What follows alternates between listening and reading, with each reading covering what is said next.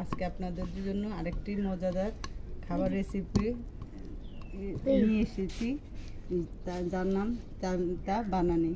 কীভাবে আপনার ঘরে বসে চালতা বানানি খাইতে পারেন।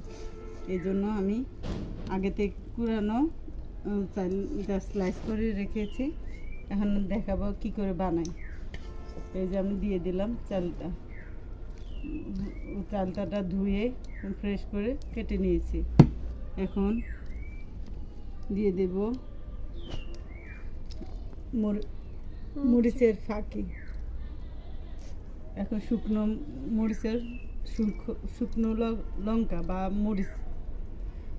এবারকে দিয়ে দিচ্ছি স্বাদ মতো লবণ। এবার দিয়ে দিচ্ছি এক মুঠো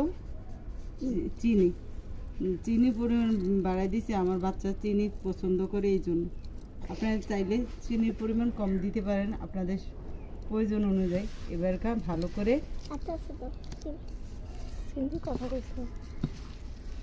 ভালো করে মাখাই নেবেন। এভাবে মাখাইবেন যাতে চিনির পরিমাণ এবং লবণ মরিচের সমহারে লাগে। এতে করে আপনাদের যা কারো যদি জ্বর সর্দি কাশি লাগে থাকে, তো সারা বছর যাগো সর্দি কাশি লাগে, এইভাবে প্রতিদিন হালকা করে ভিটামিন সি জাতীয় খাবার খাইলে শরীর সুস্থ হয়ে যাবে, খুব দ্রুত উপশম হবে। ধন্যবাদ। আপনারা যদি আমার এরকম ভিডিও